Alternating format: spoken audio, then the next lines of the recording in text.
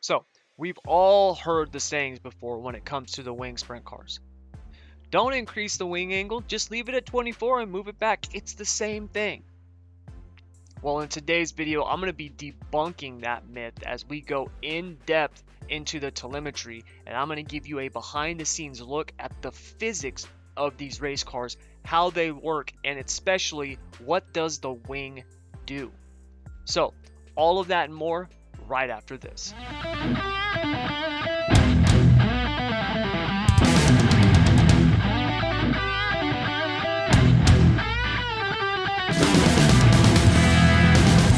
What's up, everybody? Thomas Brandon here. Welcome to another School of Sim Racing video. Now, really quick, if you like this, please do me a favor, hit that like button and subscribe. But more importantly, if you want to join me, I live stream on Twitch every Wednesday and Thursday night.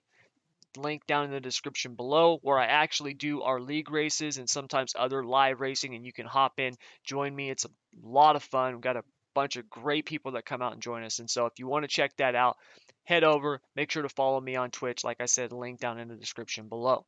Now, really quick, like I said, we're going to be taking a look at the wing. Now, this is going to be kind of a little series that I'm going to do because the amount of information and data that we need to look at is vast.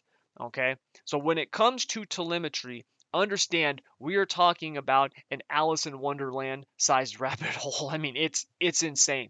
You could absolutely just lose yourself when it comes to telemetry. It's the amount of data is nuts. Now, the cool thing is when you actually learn how to do it and look at this stuff, it gives you a whole new perspective on the physics of iRacing. Those in iRacing who have created this stuff and built this game and are constantly improving it and modifying stuff like that, really, dude, hats off, because the work that they have put into this is really incredible. And for people like me who sit back all the time and say, oh, they need to fix this, oh, we need tire wear, oh, we need this, what they've got going on is so far and above better than anybody else out there. It's not even close. It just isn't.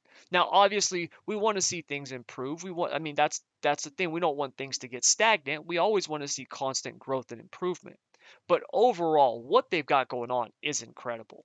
And in today's video, we're going to be taking a look at the wing in particular. Now, the top wing, there is a lot of just bad information out there when it comes to the top wing, particularly in the myth that I'm going to call it. I'm going to call it a myth of that doesn't matter what wing angle you run, just move it back. It's all the same.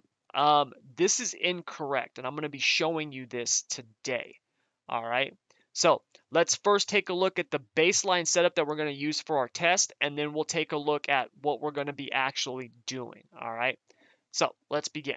All right, so for the setup, what I've done is I've taken one of my generic baseline starting setups in terms of bar combination and shocks and things like that. All right, I don't have any weight or anything jacked into the torsion bar stops because I want to have just a simple baseline setup to where the wing is what we're measuring. All right, so we've only got 10 gallons of fuel. We're running a 511 gear. Wheel spacing is at 1715, 1375. We have a 10.25 bar on the right front with thousands all the way around. No turns of the torsion bar stops anywhere. And then we have just, a 5.4 shock, 4.5 shock, 3.9, and a straight 5. This is actually pretty close to a real life setup. This is something we would throw on a car in real life. And then 11.5 inches of stagger. This track was about 50% when I loaded it up. It's probably about 70% or 80% now. I've done a ton of laps on it. So, it's just, I've been running it in, doing all this testing and everything like that. And now we still got it. In fact, as I speak, iRacing is actually doing an update. That's why I haven't loaded up a new track, because as soon as I shut this down, it's going to take me to test drive mode. And I don't want to do that. I want to do it like this. So that's why the track's so worn in. But anyways, like I said, we've got the wing at 24 and all the way forward. So what we're going to do is we're going to run a couple of laps around the top. I'm going to start the telemetry. We're going to do a couple of laps around the top. We're going to do a couple of laps around the bottom. Then I'm going to move the wing back to -5. I'm going to run some laps around the top, run some laps around the bottom. Then I'm going to move it back to -10 and we're going to do the same thing. Couple laps around the top, couple laps around the bottom. Then I'm going to come in, move it to 30 degrees, move it all the way forward, and then restart the process. And I'm going to show you the difference in the data. All right, so let's turn a few laps. All right, so first,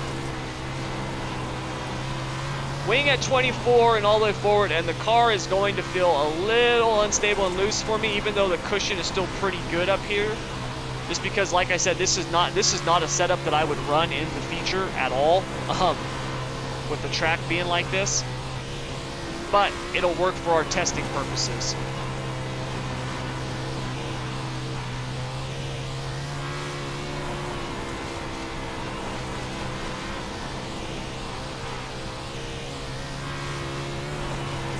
All right, so now let's go to the bottom. Almost hit that tire.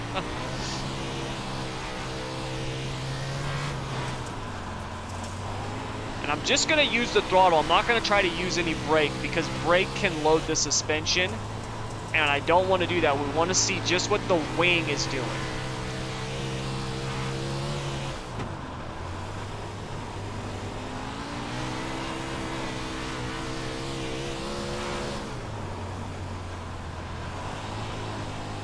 God, I gotta take my foot off I gotta move my foot away because I'm so tempted to touch the brake. I'm so used to trail braking or dragging the brake in this type of situation. All right, so that is our first run, okay, with our wing all the way forward. Now we're gonna move it back 1, 2, 3, 4, 5. We're gonna move it back 5. We're gonna restart the telemetry. We're gonna do it again.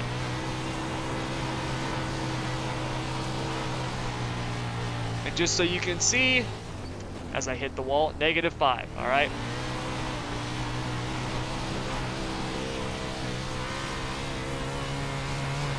Whoa, the car is so much more tight on entry. Wow, I was not prepared for that. I gotta really turn this thing in.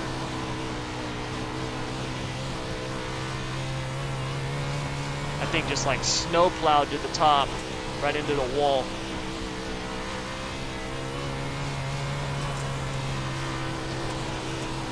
Even when I get the car set, it still wants to do that.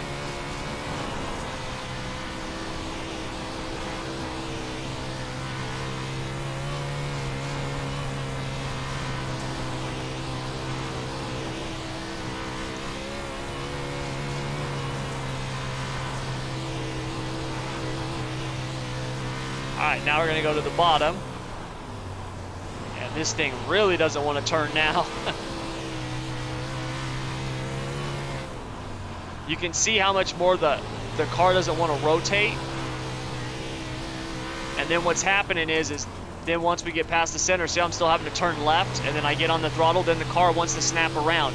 That's what happens when you've got the wing too far back. If you don't rotate it enough on the entry, the car will be loose coming out of the corner. All right.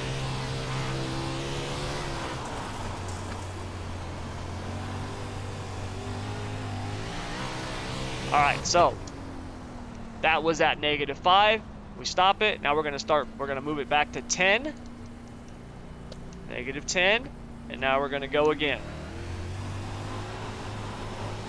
We're almost out of fuel. Whoa, that thing is snow plowing.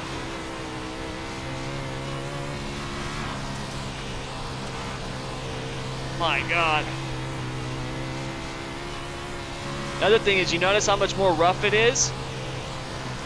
That is because you're lifting up. When you slam the wing back like that, you're pulling the weight off the front. And so you're lightening up the front end, and it's making the car bounce more. And we're not going to get to the bottom on this fuel run, which is fine. We don't need to. We'll have enough data here. Let's just call it. All right. So that is our run at 24 forward, 24 -5, 24 -10. Now we're going to hop out of the car, and we're going to do the exact same thing at 30. Oops, I don't want to do that. Apply. As you can see, don't change anything else. And go. All right. So now we're going to do this at 30 degrees.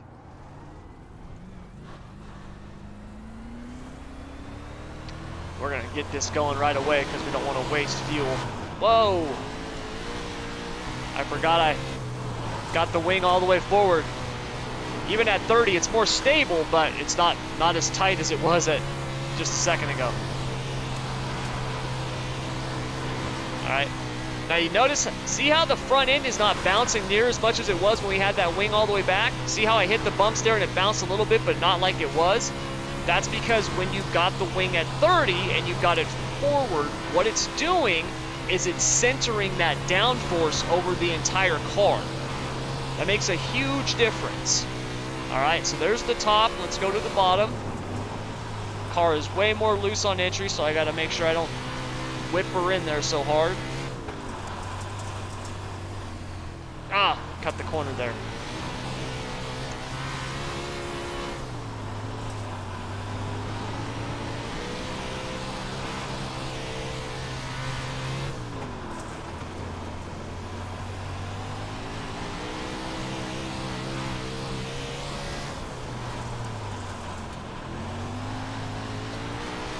Alright, so after this lap, we're going to stop the telemetry, and then we're going to...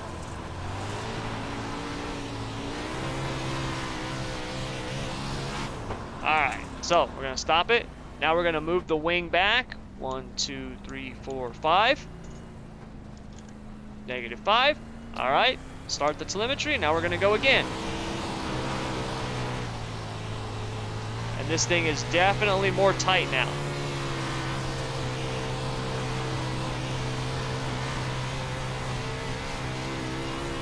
See how that front end's bouncing a whole lot more now?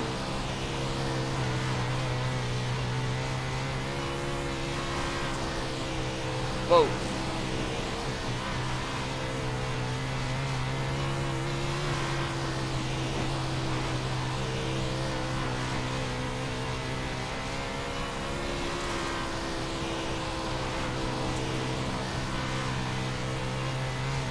Alright, so next lap we're going to go down to the bottom.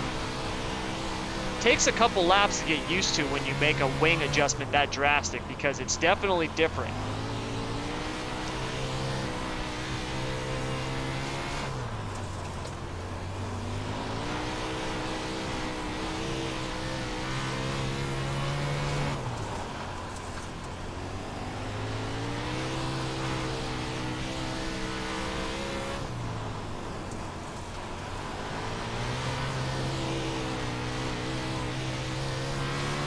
Alright, so let's stop the telemetry.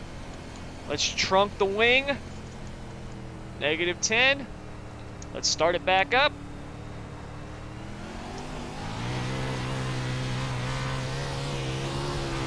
Whoa, my goodness. This thing is super tight. So tight I'm in the wall. Get off the wall. Oof. Alright, so I gotta really turn this thing in because it is snow plowing like crazy.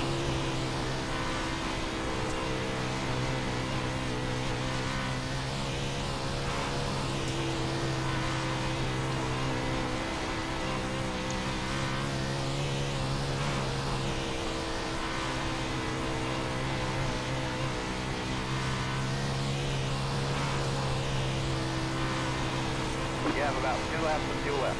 We'll make this the last lap here.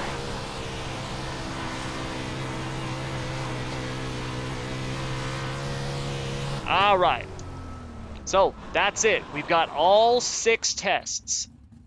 Now, let's head over and take a look at all of that in Motec. All right, so I've got Motec open here.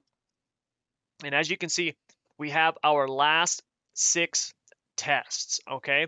Now, what I'm going to do is I'm going to load these up in the reverse order. So we want, based on the first one we did, 24 and forward, we want that to be our top one. So we have 1, 2, 3, 4, 5, 6. All right, so there's all 6 of them. We're going to open those up.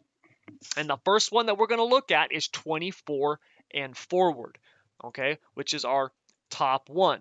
Now, open this up here. We'll just kind of grab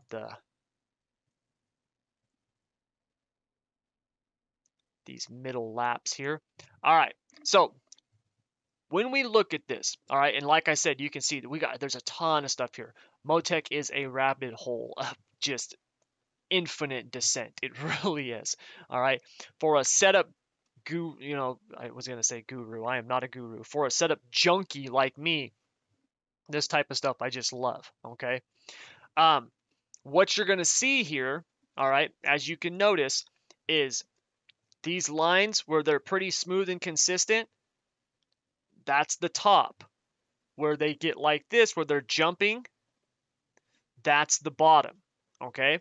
Now, with all this data you're looking at, you probably got smoke coming out your ears. So let me cover just a few things that we're going to be looking at because like I said, this is endless, but there's only a couple of things that we want to focus on.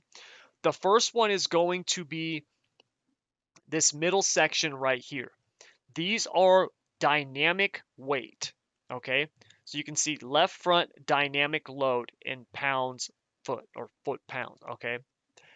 What that's saying is that at this point where this yellow line is, we had 571 pounds of dynamic weight at the left front. We had 269 pounds on the right front, 899 on the left rear, and 324 on the right rear. Now think about that for just 1 second.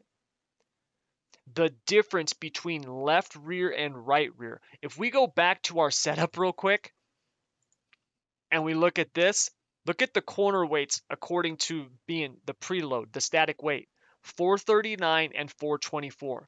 We have a 15-pound split on left rear weight. When you look at the dynamic weight, on average, we had a 371-pound difference. That's huge, okay? That is huge, all right? So when it comes to dynamic weight, understand there is a lot going on with these things, a ton, way more than I ever even realized. Okay, I didn't think they had this much going on behind the scenes. I was wrong, and I'm happy to admit it. All right, so a lot of things going on when you're looking at the dynamic weight. Okay, so that's the first thing. The next thing is what we've got up here, these top lines. This is wheel speed. So this is the speed at which the wheels are turning. Now, one thing you need to understand is that the speed between the right rear and the left rear are never going to be identically the same because they're different sizes. All right. You got a right rear that's 11.5 inches bigger than the left rear. That's going to affect the wheel speed or the calculation.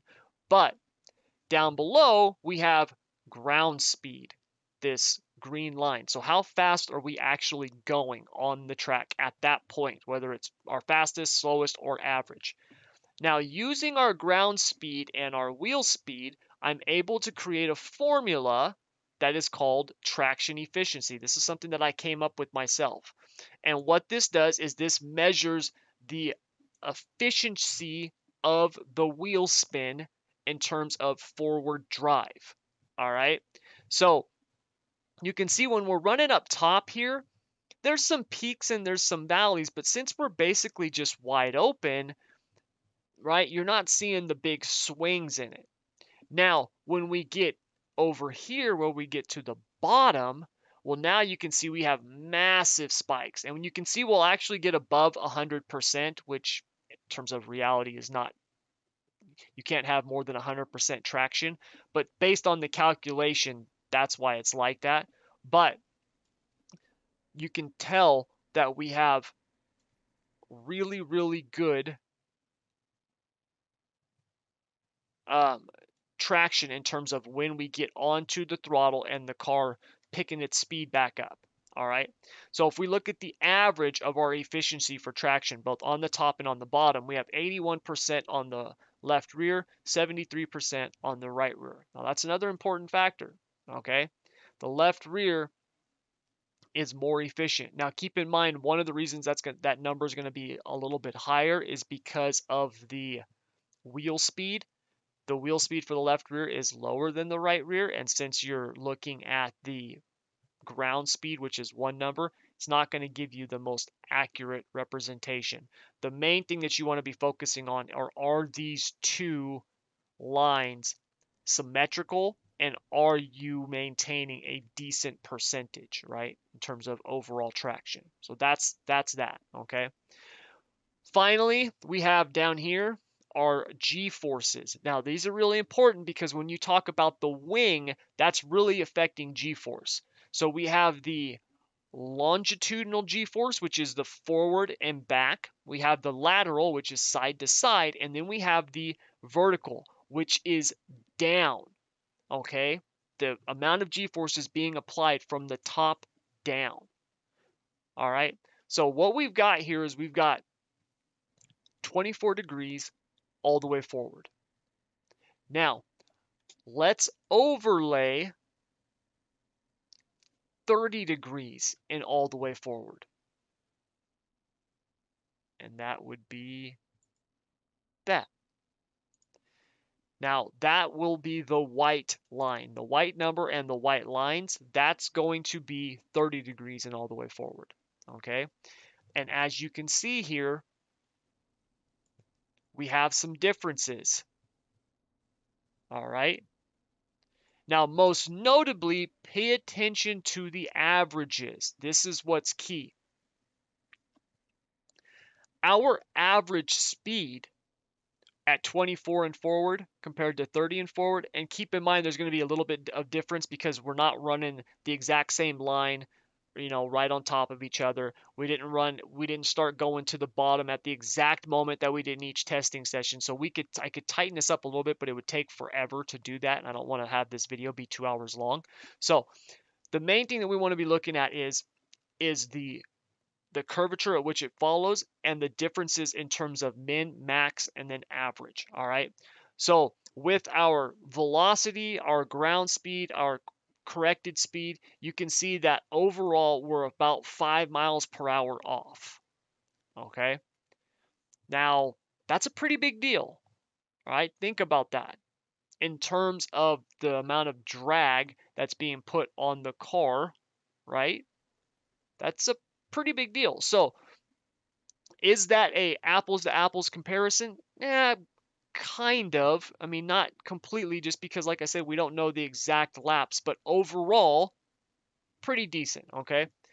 Next, if we look at the dynamic weight, and this is what's really important, okay? Because our dynamic weights are far different. And the reason they're far different is because, once again, like I said, the weight is being centered more over the car. So at 24 and forward, for our average weights, we had 610 on the left front, 324 on the right front, 871 on the left rear, and 504 on the right rear.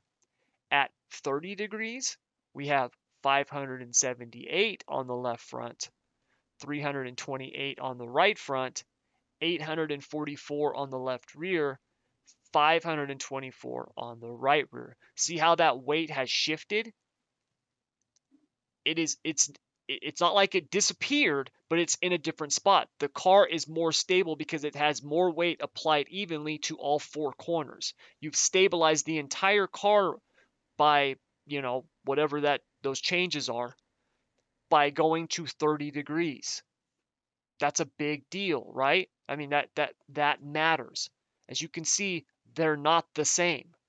Now, the argument is this. Well, Tommy, of course, different angles, that's going to have a change. But, everyone says that 25 or 24 degrees and then just moving it back is the same as increasing the angle. Well, let's have a look at that, shall we? So, remember, this was our first one. Our second one was when we moved the wing back to -5, 24 degrees and -5.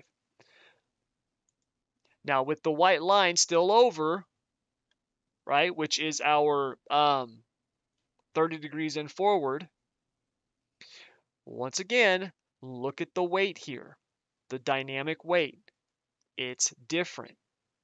So when we've got the wing at 24 and back, what you're doing is now you've once again started to put that weight or more on the rear, which means you're taking it off the front. You can see right here that we've got a difference in the weight of the car.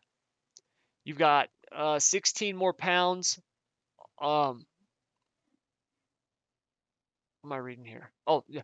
In terms of the 30 degree, you've got it's much more evenly matched, much more evenly dispersed than here. We're actually taking the weight off the front and putting it on the rear. If we go here to traction to weight, here's the percentages. All right, where we can actually show the difference in the front weight or the percentages and the differences of the front weight and left, right, and stuff like that. If I actually increase this and bring these other laps in there to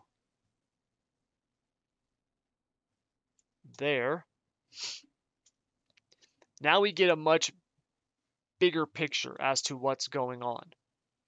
First of all, with our wing at 30 and forward, we actually have more efficiency in terms of traction. Keep in mind that's not an apples to apples comparison, but it is pretty close. If we look at the dynamic weight, now you can see where the differences are.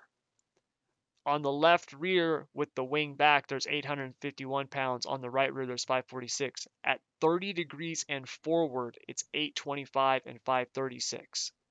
That's a 26-pound difference on the left rear and a 10-pound difference on the right rear. If you think that doesn't matter, you got another thing coming. That's overall, that's more than 30 pounds of difference in where it's at. Now, the key to this, and this is what I want to really hammer home, the key to this is how does the car feel for you? The comfort level for you. You might like a car that feels like it's literally the front end is on ice and the rear end is planted. That might feel good to you. And if so, keep the wing flat and trunk that thing. All right? Because here's the deal in terms of lap times, it's pretty much the same. All right? It's going to be based on what you can drive, what feels good to you. But there is a difference in it. And if we look at when we start actually moving the wing back 30 degrees and moving it back,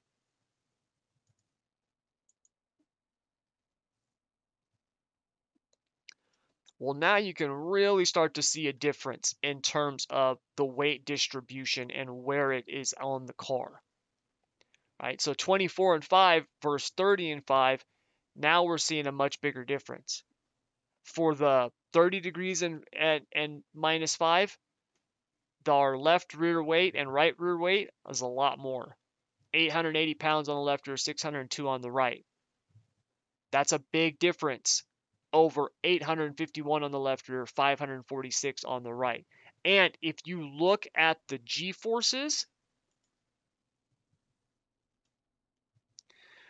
you can see that we have a difference in the G-forces, particularly the vertical G-forces, which is what I talked about. Remember, that is from the top down.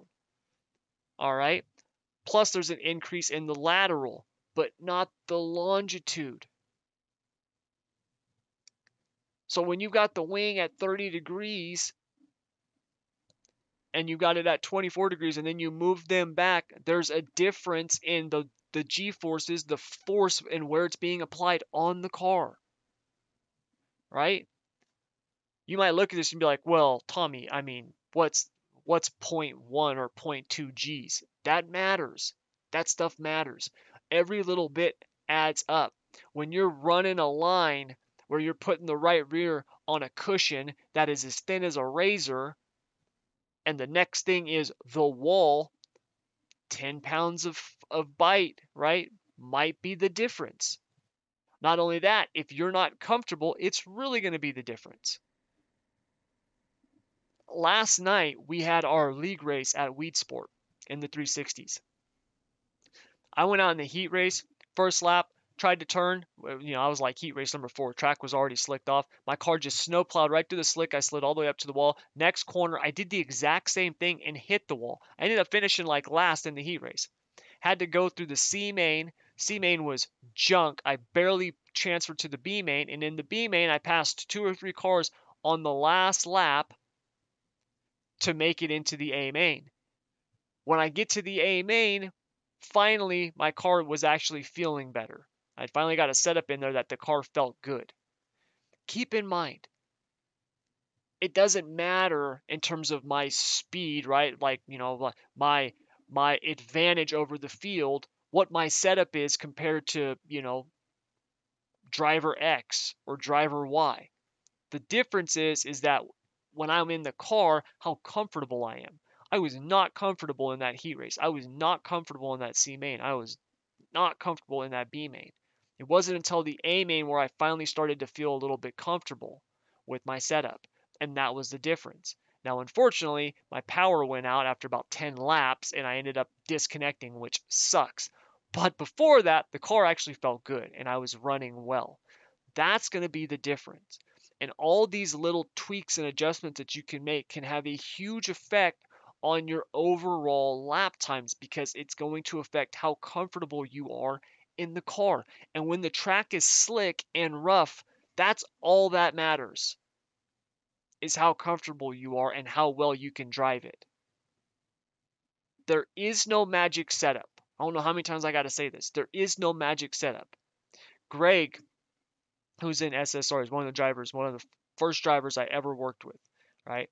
He is on the path to getting his pro license, all right, for the World of Outlaws, World Championship. People all the time ask for his setup because they think it's something like magical or mythical or something like that. It's not. He based his setup off of one of the insider setups like that, and then we tweak it based on the track that we're at. Right, the last couple of weeks we've done test sessions on Saturdays and we've made tweaks to it based on that track. That's it. It's not magical, it's not mythical. I can run the exact same setup. I'm gonna be honest with you. I hate his setups. I think his setups are way too loose. But they work for him. Whatever works for you. And I hope that this data shows you that there are differences, there are changes. So the next time you're like, oh no, just leave the wing at 24 and I'll just move it back because it's the same. It's not. Absolutely, it's not. And if we look at the last ones, all right, we'll go 30 degrees and all the way back and 24 degrees and all the way back. And it's only a couple of laps, but it's enough for us to look at. Pretty big difference in the weight differential. Pretty big difference. When you're looking at the amount of weight that's being taken off the front and added to the rear at 30 and 10, right? 626, 377 on the front compared to 646, that's only 20 pounds, but 409 on the right front. That's more than 30 pounds on the right front. You add that to the left front, you're talking about a 50-pound difference in dynamic weight from front to rear. Go outside and lift up 50 pounds and tell me that that don't make a difference. Huge difference. Same thing on this. On the rears, 893, 645 on the left rear and right rear. 30 and 10, 903, 661. You might be thinking, well, that's actually not that big a difference. Yeah, but when you combine that with the difference in the front, now it's a big difference. You're talking about a 70-pound difference in weight distribution. Like I said, that adds up. So that's going to do it all for this video. Now, really quick, this is going to be like a little mini series that I'm going to be doing. So I'm going to we did the wings in this video. Next video, which will probably be next week. I'm going to be doing like one of these a week because they're so in-depth. Next week, we'll take a look at, you know, the torsion bars or the shocks or something like that. You know, it'll be one of those things. In fact, let me know what you want me to do. If you want me to look at the torsion bars next, you know, put that down in the comments below. If you want me to take a look at the, you know, the wheel spacing or the stagger or the tire, well, not tire pressures. I can tell you now, tire pressures they suck. They're horrible. But you know, stuff like that, put it down in the comments below. Let me know what it is that you want to actually have a behind the look in-depth breakdown of, and I'll do it. Okay, I know one of the big ones that I want to do is the gear, because there's a lot of stuff out there about the gear, and people will tell you, oh, big tracks just do a 486 and small tracks do a 534 in the 410s, of course. I want to put that myth to bed. Okay, I want to either put it to bed or find out that it's true. Either way, confirm it or, you know, put it to bed. But you know, that's one of the videos I'm going to be doing. So like I said, let me know down in the comments below. Also, if you like this, like I asked before earlier, please hit that like button, make sure to subscribe and hit that notification bell. We're almost at 2,000 subscribers, which is just awesome. It's absolutely awesome, the fact that we have come this far in this short of period of time. It's amazing.